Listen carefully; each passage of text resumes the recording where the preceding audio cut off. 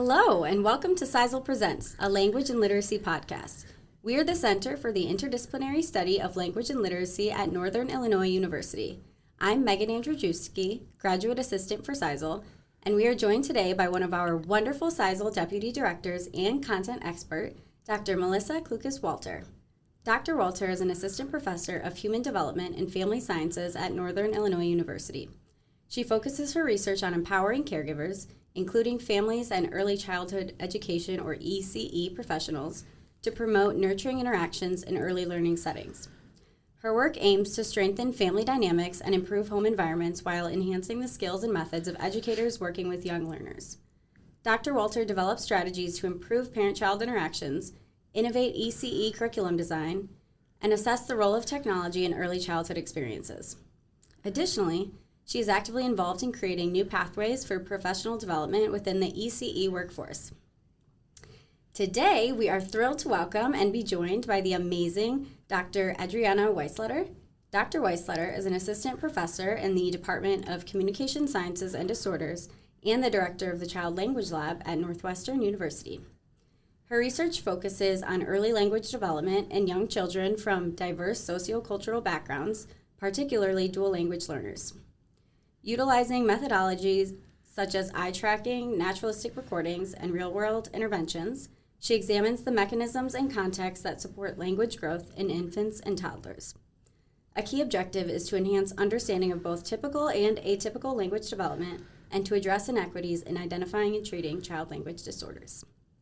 Thank you both so much for being here today. Thank you for having me. Thank you. We're so thrilled to have you this afternoon. Can we start by just having you tell us a little bit about your background? Yeah, absolutely.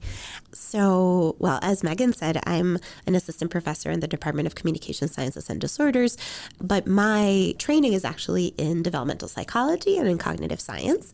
So I have always been interested in understanding how children, since I was an adult, I've always been interested in understanding how children learn language.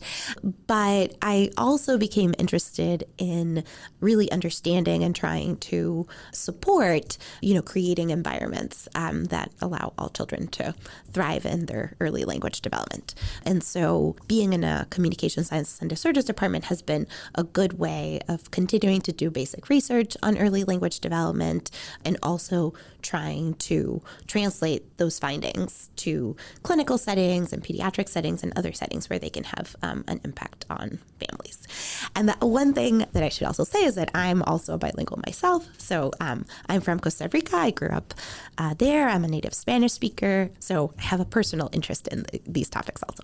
Absolutely. So can you talk a little bit about, obviously, your background, but when you were in developmental science, what really sparked your interest specifically in early language development and processing in dual language learners? Yeah, so, it's kind of funny. I feel like the first time I just took a class that talked about kind of the magic of language development, I was sold. It's this thing that we do so much of that plays such a big role in our lives. And it does seem a little bit miraculous that kids learn it. I have been someone who, from a personal perspective, I learned Spanish from birth. Growing up in Costa Rica, I learned English in school, but starting pretty young, around age 5. So I was a simultaneous bilingual, but really was fairly fluent in English and Spanish, both by the time I was in college. But I also tried to learn other languages later on. And so I had kind of this personal experience of knowing how hard it can be to learn a language as an adult when you're kind of explicitly trying to learn it, while also, just it being so natural for me to speak two languages that I had learned as a child. And so it just seemed like a fascinating thing. And I would say that in addition to that, so just kind of being the curiosity of understanding that, I also, had some experiences and have had more throughout the course of kind of my career and professional life of knowing families and children who struggle learning language even as kids. And so started to become more and more aware of kind of the importance of this kind of research for a lot of children's lives also. Yeah, it sounds like a really great synergy between your personal experiences and then what kind of sparked you when you were in your undergraduate program and being able to continue that into your career today. Before we talk about your research, there are a lot of different perspectives on language acquisition. And so I'm wondering if you could just provide a little bit of foundation for our listeners of what perspective of language acquisition does your work revolve in? Yeah, thanks for asking that great question. So, when I first started learning about language as an undergrad, I took a class in cognitive science and in linguistics. And so I was taught and made aware of the perspective very early on of language acquisition being something that stemmed in part from children's kind of native abilities, right? And kind of the idea that language is innate and is something that all humans are kind of have an inborn capacity to do, but more than an inborn capacity, really have kind of a system and a structure. So I would say I was really fascinated by that idea, and it's part of what really kind of captured me and brought me into the field. But as I have continued on, I have adopted more and more. I won't say I have a completely made up my mind or have a really strong theoretical kind of gonna stake in the ground on this, but more and more the kind of approach and perspective that I take in my work is more of a kind of interactionist perspective, and also kind of built on broader developmental frameworks of the bioecological model and sociocultural frameworks. So I'm really interested in how the environment that children grew up in support their language learning. And I would say that even though I don't know that, right now, we don't have a way of completely explaining language acquisition, like any of these perspectives, really. I don't think there's any doubt in my mind that the environment that children grow up in shape their language development trajectories in a variety of ways. So the question doesn't just have to be, do children completely learn language from their environment or the nature not? Versus nurture debate. Exactly, right? But it's sort of like it makes a difference in a lot of their lives. I would say that the one kind of perspective that I wish I had been made aware of earlier in my training, and that has kind of more recently become into view for me, is the perspective of language socialization, which is a different way of thinking about language acquisition in that really it's very much kind of sociocultural. It's from linguistic anthropology. It's really kind of much more socioculturally based in the sense that the idea is that there isn't necessarily a single path, that children have to go through in language. That, what children are learning when they're learning language is they're being socialized into their entire kind of cultural and social worlds. And so when children's environments are very different, then their socialization process is very different, and the trajectories that we see might be very different. But that doesn't necessarily mean they're kind of like deviant in some way. And so I've really kind of learned and appreciated that perspective more recently. Thank you so much for sharing kind of what perspective that you're coming from and how your perspective has shifted and continues to evolve as we continue to learn more. What recent developments or findings in your research would you say are particularly interesting or significant? Yeah, it's like fun to think about what to pick here. I was having a great conversation with the students, so I have some of these things on my mind. So I guess I'll mention one thing that we've been doing recently, which is not as much about language acquisition itself, but is more kind of a applied side of the work, is that we have been working with pediatricians. So one thing that, has happened in my career is I actually ended up doing a postdoctoral fellowship in a pediatrics department. And it became really clear to me that, one of the early childhood professionals that are kind of the front line, sort of the first see families with young kids and, refer families with kids who have concerns about their child's language, et cetera, are pediatricians. And yet pediatricians aren't always as kind of involved in our conversations or sort of discussions about language. And so through some connections with some really great pediatricians who care a lot about the issue of supporting language and early literacy, particularly in bilingual families, we have done a couple of different, related lines of work. One, trying to understand and document what pediatricians actually know about bilingual language development, because we just don't know anything about that. We know that pediatricians don't get any formal training in medical school or in residency about bilingual language development, but what do they actually know about it? And so we've been doing some documentation of that, as well as how that might impact their practice. And I think maybe the sort of key finding I would say from that is that pediatricians themselves are saying that they feel very uncertain in their ability to both give guidance to families about bilingual language development and identify the signs and symptoms of language and communication difficulties in children, for example, from Spanish-speaking homes.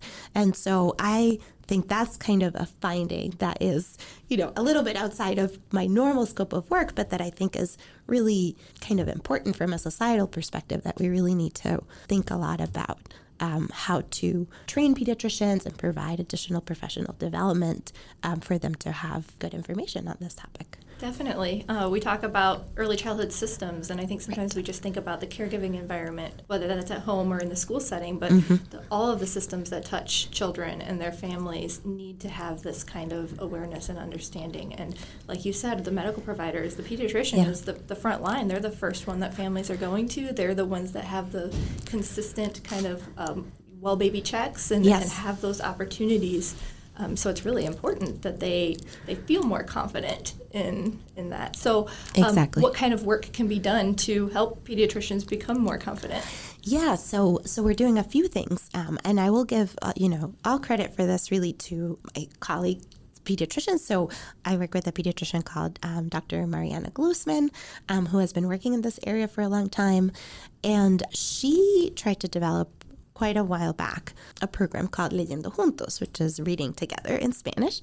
And what that program is it goes off of an existing pediatric initiative called Reach Out and Read, where pediatricians do kind of early literacy promotion, but really focused on Spanish-speaking families.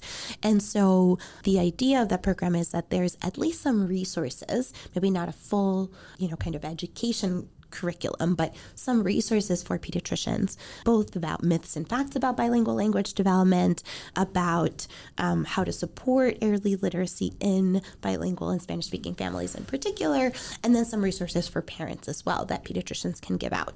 But that was developed about 20 years ago, and so what we are kind of doing now is sort of thinking, okay, well, some of this could be revamped. We now know more. We really know more about myths and facts. We have more research. So we're trying to kind of beef up some of those resources and then think about, as you brought up, the systems perspective, what is really the best way to actually disseminate this at scale for pediatricians. And so one possibility is through the Reach Out and Read network.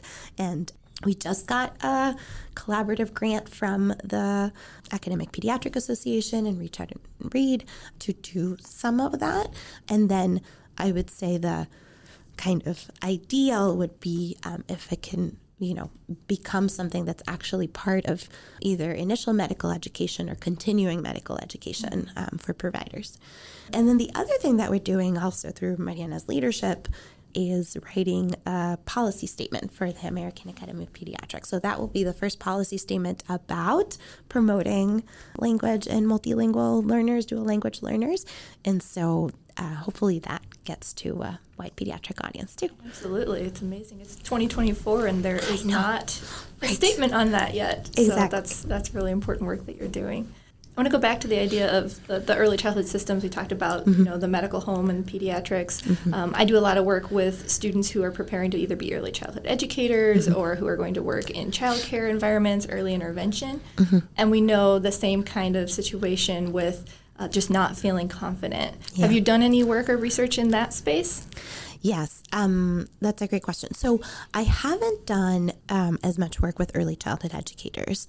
I have done a little bit of work with some early childhood education centers, but it feels very local, very kind of, sort of small. And unfortunately, it's not a system that I'm as kind of plugged into. But I agree that it's another really essential part of, all the context that we need to touch. I do a little bit more work with speech language pathologists through our master's program. I'm going to be teaching a new course on bilingual considerations for assessment and intervention for SLPs, which will be an elective, but hopefully a lot of them will take it.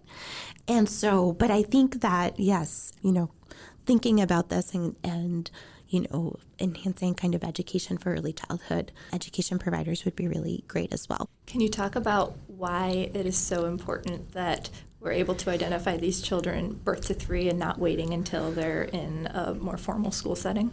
Yeah, absolutely. So the first reason is that that's when language development happens. We have our, human minds and brains are amazing and incredibly adaptable, and kids can learn languages at many different points in their development, certainly through, age 7 and 8 at least. But there is an enormous amount of plasticity and preparedness for language learning in the first 3 years of life.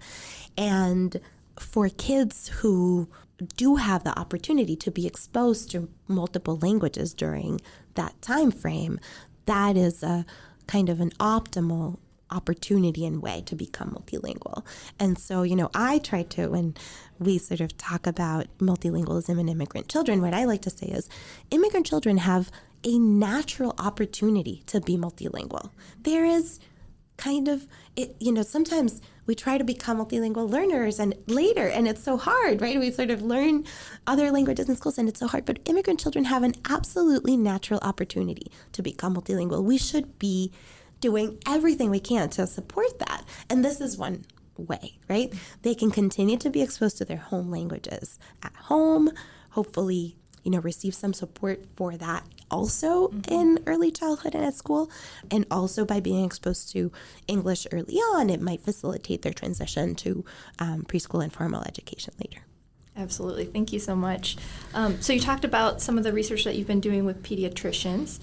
Are there any other research studies that you've done recently or any other findings that you're really excited about? Yeah, sure. So another maybe exciting finding from recent is we've been doing a lot of work on early book sharing, we were also talking about.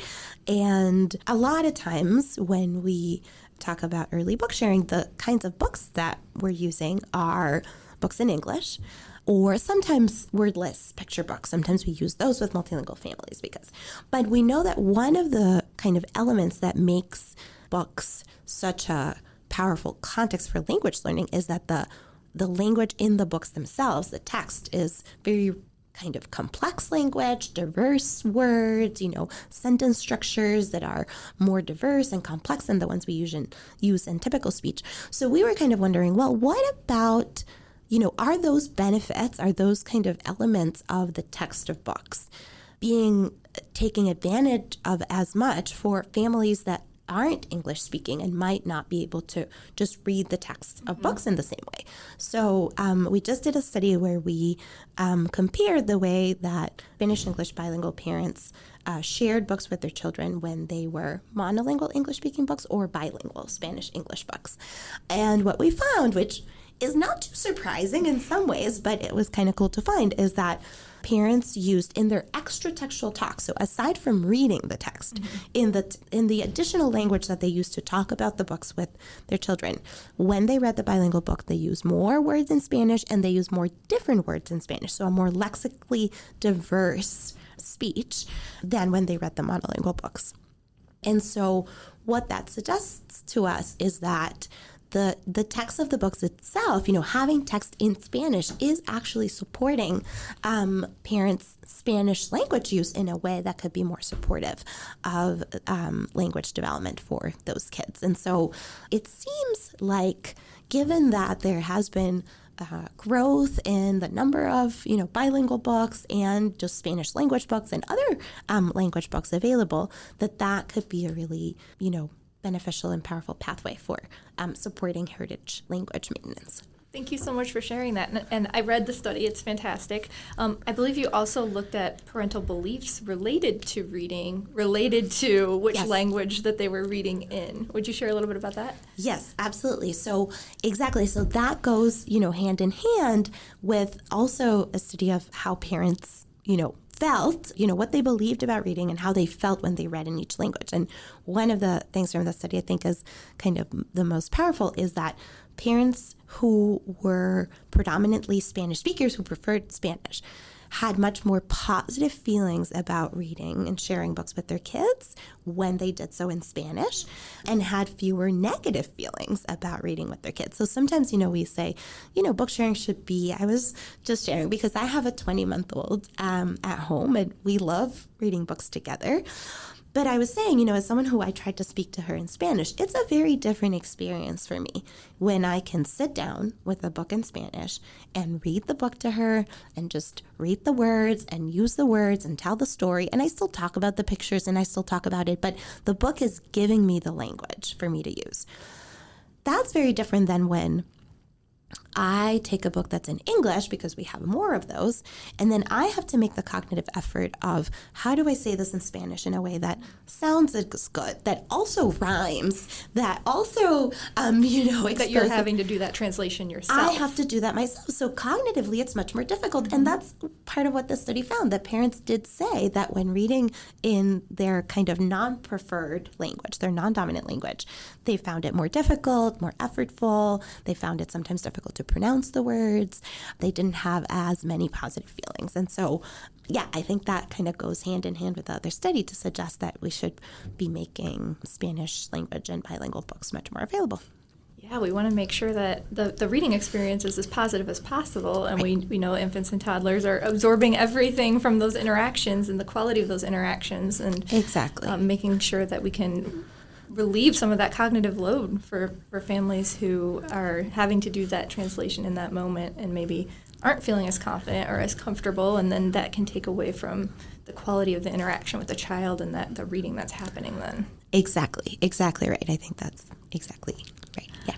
What potential applications or implications does your research have in your field and beyond? We've talked a little bit about it. Do you think of any other applications?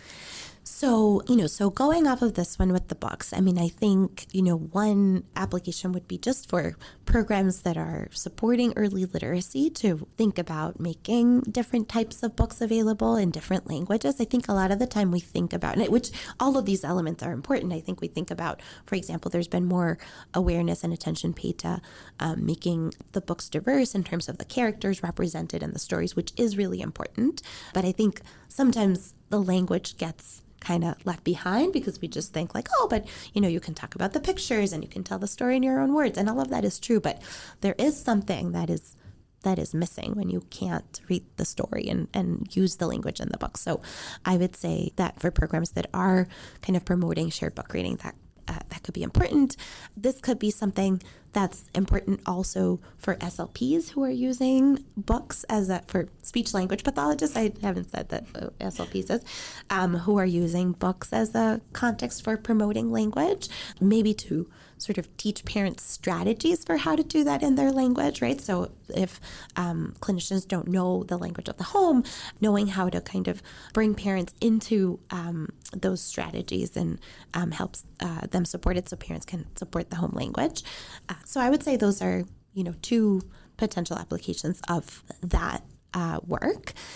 And well, I talked about the pediatrician side, kind of like what I see as the main application. So the other piece of my work that has, I think, the most potential for application is that we're also thinking about ways of identifying bilingual toddlers who may need speech and language services for intervention.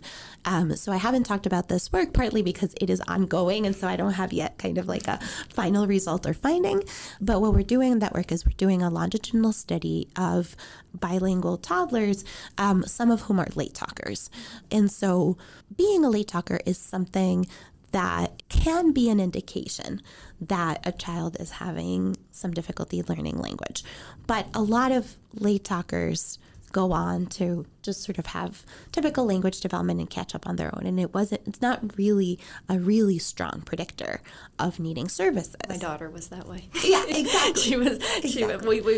We were getting her screened for early intervention, and because she wasn't really talking, she was 2.5. Yeah. And about a week or two later, she was speaking perfectly fine. And yes, so. Exactly. So it's a very imperfect marker. And so we don't really know what to do with that because, if we gave services to all late talkers, and that's, not all of them need it, but we also don't want to miss kids during that early window that can be so important. And that's even more true for bilingual kids, where we even less understand whether this is indicative of them really needing services.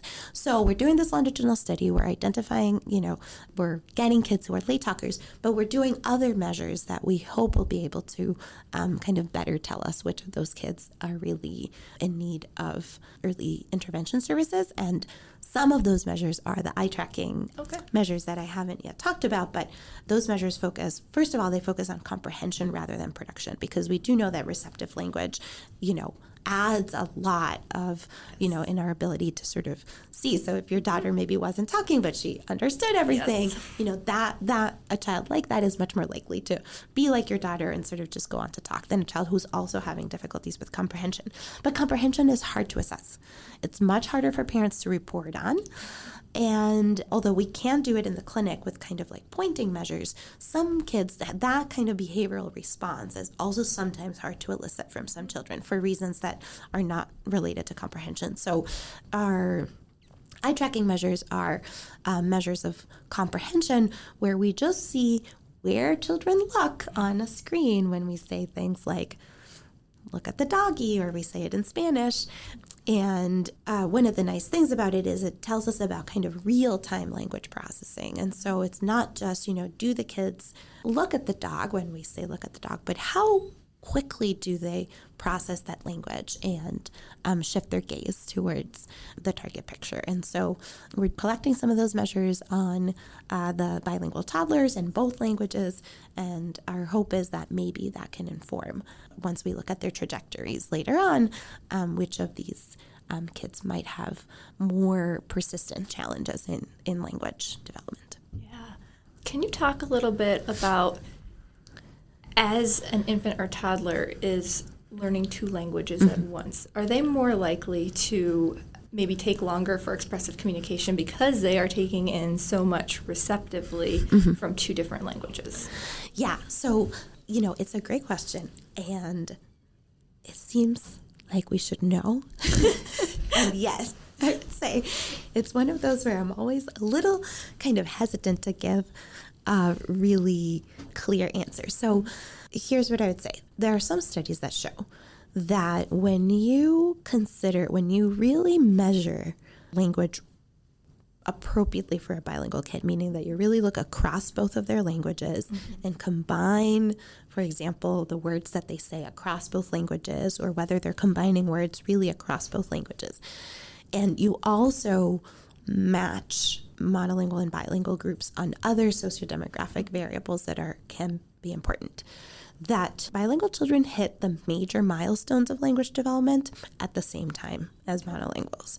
So they might know, they should know fewer words in English than monolingual.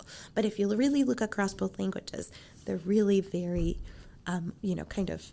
So if you're adding them together across the languages is what you mean? Exactly. Okay. Exactly. So I always say this is one of the things, right? We have this milestone, like saying 50 words by age 2. For a bilingual child to meet that milestone, you have to ask how many words they know in one of their languages, how many words they know in the other language, and add them together. And then they should be meeting the milestone at the same time.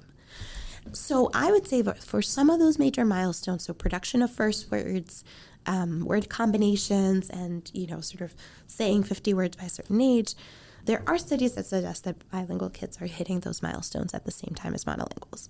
But there are also some indications that very early on, especially when you look at kind of speech perception and some other speech processing, and it's just comprehension is hard to get at, but that there may be some slight kind of delays in those early processes.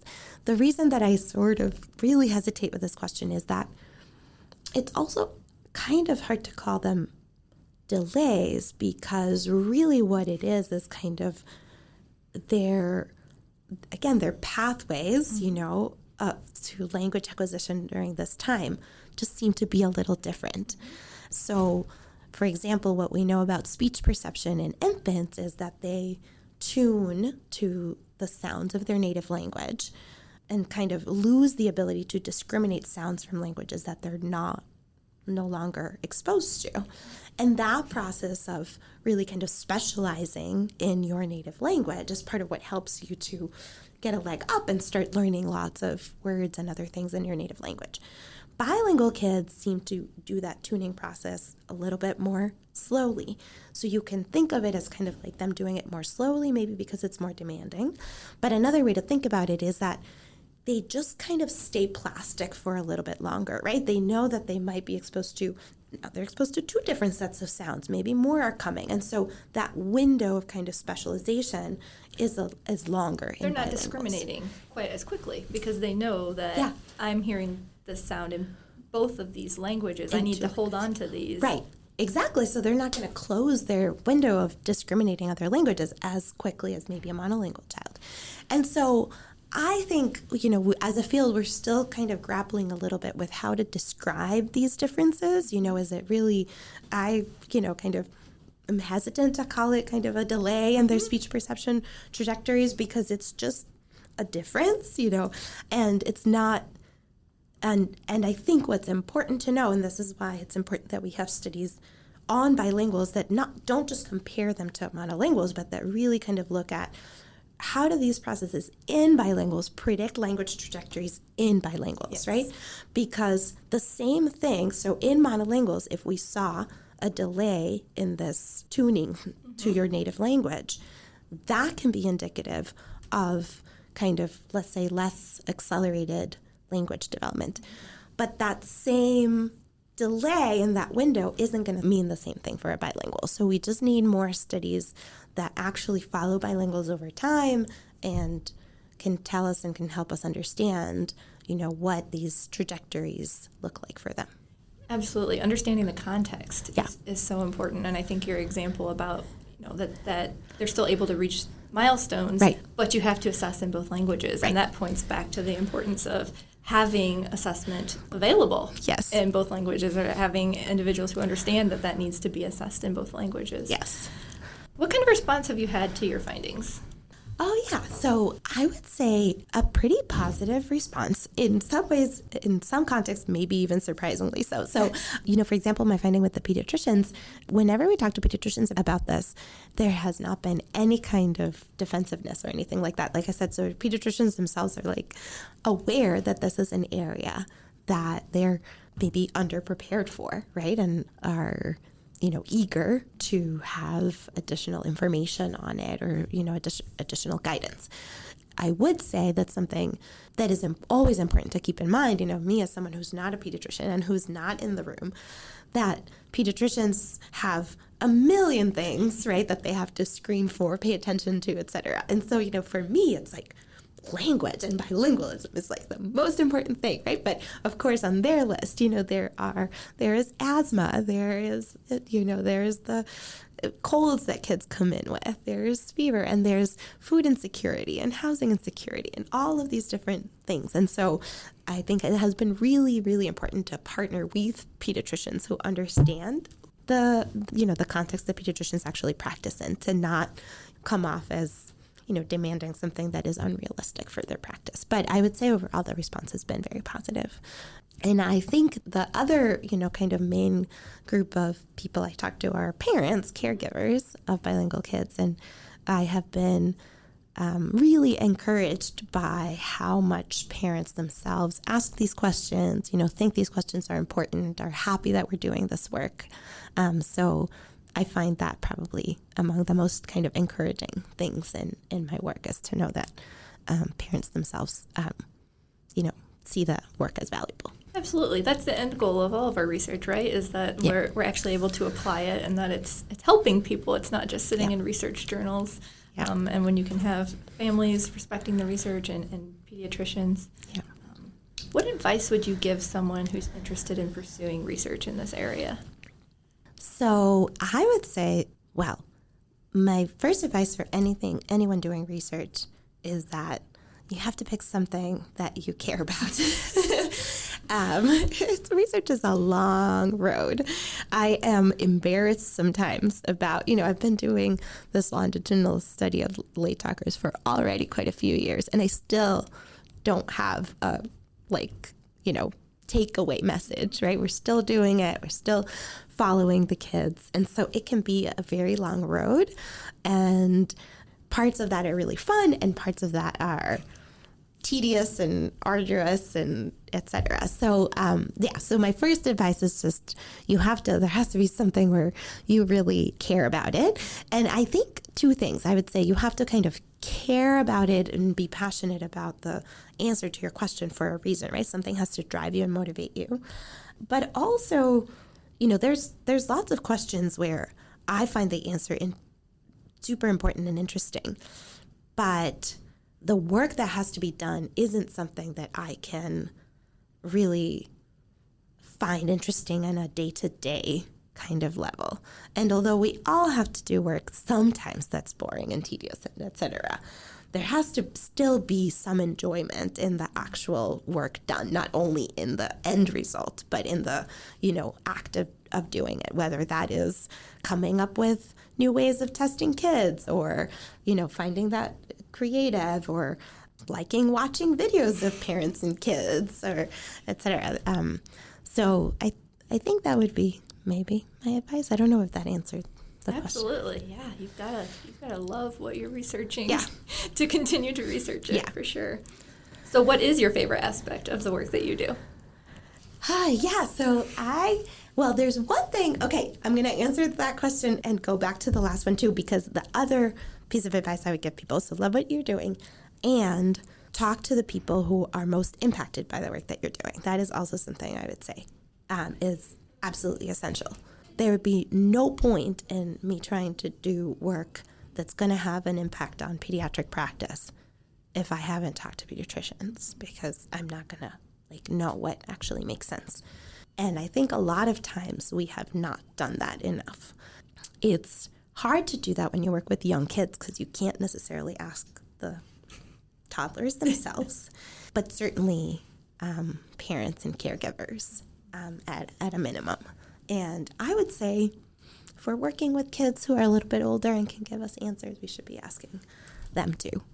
So in terms of what I love the most, I'll pick two things. So I'm a nerd, I'm a data nerd. So that's how we all get into the field, yeah, right? Exactly. So, I am absolutely thrilled when I'm at the point where I have a bunch of data and I'm ready to analyze it and see what it tells me. It's just, interpreting and getting into it is very exciting to me. So I love that.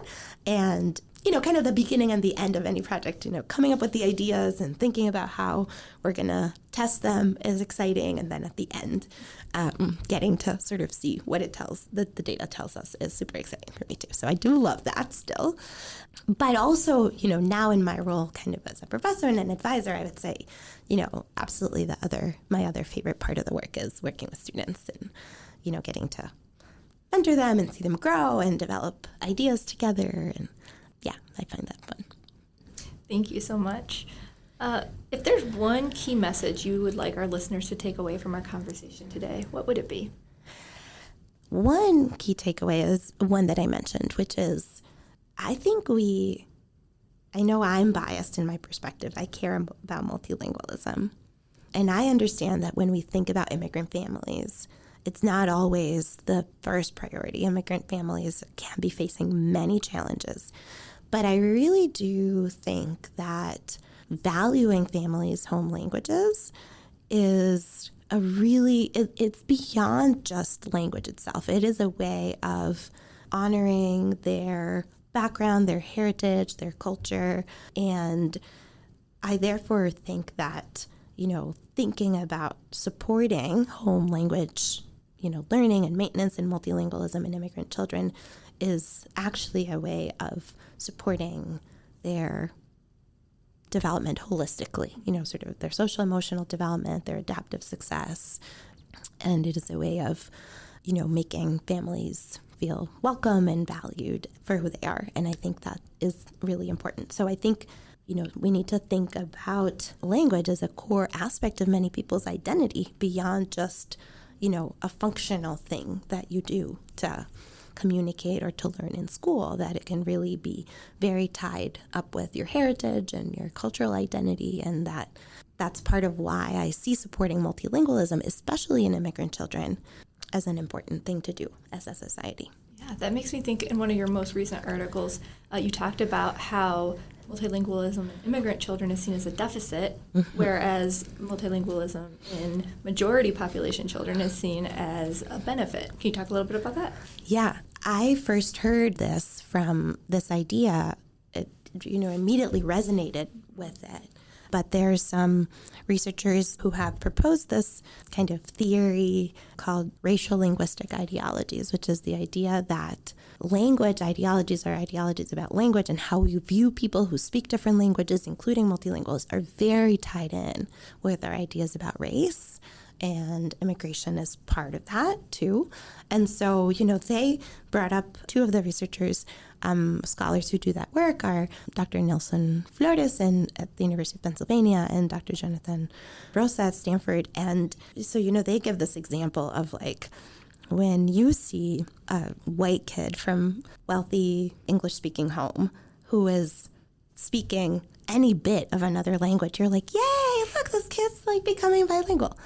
When Latino kid from a Spanish-speaking immigrant home who speaks Spanish perfectly, because that's the language at home, and is doing also pretty well in English, but not perfectly, then we say that, they're not meeting standards and sort of they need remediation. So there's a really sharp contrast in sort of how the standards that we use for kind of judging or supporting multilingualism in kids who come from different backgrounds, tied in with race, with social class, and other of these identities and social positions. And so it really kind of resonated and became so clearly true for me. And so that's why I kind of have sort of shifted to saying my intention is really in supporting bilingualism in kids from immigrant backgrounds, because I think that we have changed as a society or discourse, and everybody will say now, of course, bilingualism is good.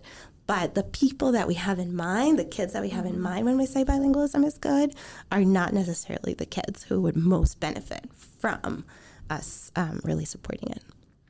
Thank you so much. And that struck me as well when I read that, and I thought, wow, it really resonated with me for sure. So I think the work that you're doing is so valuable in trying, like you said, a holistic development. It's not even just focused on the language development, but how does your research support the family as a whole, support the child, and try to shift away from that kind of deficit perspective? Do you have any current or upcoming projects that you're excited about? Yes, of course. So one project I'm excited about is, this project where we are trying to develop the kind of training for pediatricians, the Leyendo Juntos revamping. So I'm excited about that, and that we just got a grant for it. And so in the next couple of years, hopefully more will be coming of that. I mentioned a little bit about the identifying, toddlers who need early intervention services or late talkers. So that work is starting to be at a point where we can really look at the data and hopefully draw some conclusions. But one piece of that, related to something that you said, is just this idea of how do we measure vocabulary across two languages. And I was saying earlier that there are some areas of consensus in the field, like people will say, yeah, measure in two languages. But even that leaves some open questions. How do you really add up the two languages? I won't get into the nitty-gritty, but there are some different ways. Can we use norms that don't include bilingual kids? And so we have some data now from across several different studies where I think we will be able to hopefully make some recommendations about how to do that. That's really exciting. And it seems like so often when we talk about two languages, we're talking about English and Spanish. Can you talk at all about other work that's done with additional languages? How do we support children from so many different linguistic backgrounds? Yeah, so exactly. So in my work, a lot of my work is with Spanish-English bilinguals. And even then, I think, we need a lot more work and more research. But I absolutely also recognize that of the, sort of populations that we know of, when we talk about bilinguals, we know the most and we have the most tools available for Spanish and English. So we have this other study that is very inclusive. So in that study, we have kids from across the Chicagoland area, and we didn't have any eligibility in terms of language background. So we have about 10 different languages represented in the study, some for just a couple of kids, but a lot of different. And so we are going to try an approach that was first done in the UK, but that I think has some promise and we need to sort of work more on, because a lot of the times this is what I hear from teachers or from SLPs, like, well, what about all these other languages? And so the idea there is that we need to better understand the relationship between the amount of exposure to English and vocabulary development. And so what they did in the UK is that they had this kind of heterogeneous mixed group of bilinguals, and they assessed their vocabulary just in English, but they also got very good measures of their proportion of exposure to English. And so what they did is they did something where they kind of created norms for bilingual kids who speak lots of different languages, but by accounting for their exposure to English. And so I think that is a really promising approach, and something that we're hoping to do in this other study. And probably we'll need a larger sample to really create norms. But in the future, I would be really, really interested in doing something like that and actually having norms for bilingual kids in the U.S. that can be from many different language backgrounds, as long as we have a good idea of their exposure. And then we're not just holding them to the monolingual standard. Exactly. Like we are now. Exactly. That's the important thing. And one thing I'll say about that study in the UK that people are often really curious about is that they looked at language distance. So they looked at, for example, does it matter if a child is learning, English and Polish, English and German, English and Arabic, English and Mandarin, right? That have the sort of distance between the languages is very different. Mm-hmm. And they found some effects of language distance, but they were small. And in the end, in their sort of overall models, it really didn't account for almost any variance. And so that's really promising, because it means we could have an approach like this where kids who speak lots of different home languages could still be included in a set of norms for bilingual kids that aren't language specific. That is really exciting. Mm-hmm. Thank you so much for sharing all of the exciting work that you're doing, all of the meaningful work that you're doing to support families and young children. Is there anything else you would like to add or share with our audience before we wrap up today? I feel like I shared so much. No, thank you for having me. This has been a really great conversation, and I appreciate the opportunity. Thank you both again so much for being here today, Dr. Weisleder and Dr. Walter, and having this really important discussion. Thank you, Megan. This has been CISLL Presents, a language and literacy podcast. Thank you for listening. CISLL Presents is brought to you by the Center for the Interdisciplinary Study of Language and Literacy at Northern Illinois University.